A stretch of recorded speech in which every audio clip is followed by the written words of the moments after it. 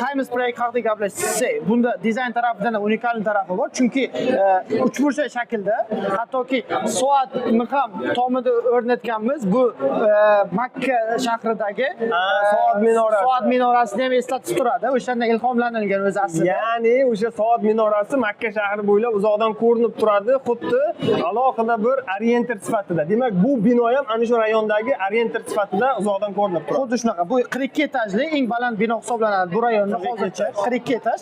3 yil davomida qurib bitkaziladi. Bunda ikkinchi tarafi bu binoga nima uchun odamlar investitsiya qiladi? Chunki to'lov tizimi juda oson. Qanday? Misol uchun. Deylik 1% oylik to'lovi da 6 yil davomida bo'lib to'lanadi. 6 yil davomida hech qanaqa foizsiz rastrojka emas. Foizsiz, hech qanaqa banksiz, foizsiz rastrojka.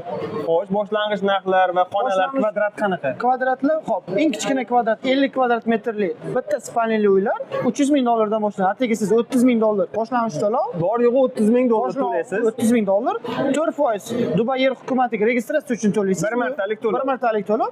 Qolgani 3 ming dollardan bo'lib to'laysiz. Juda ham ajoyib. Ya'ni bu qancha vaqtda bitadi?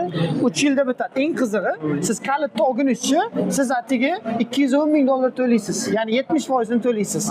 Qolgan 90 ming dollarini kalitni olib, o'sha arendaga berib qo'yasiz. Arendachingiz o'ziga o'zi qoplab ketaveradi. O'sha qiziq tarafi. Juda ham ajoyib. Investitsiya uchun olsangiz, sizga 300 ming dollarga tushmaydi u. Sizga 210 ming dollarga tushadi. Juda ham O'sha ajoyib. qiziq. Hop, uchinchi tarafi. Binoni yer maydoni katta bo'lganligi sababli 7 mingdan 8 ming kvadrat metrgacha joylashgan bu bino.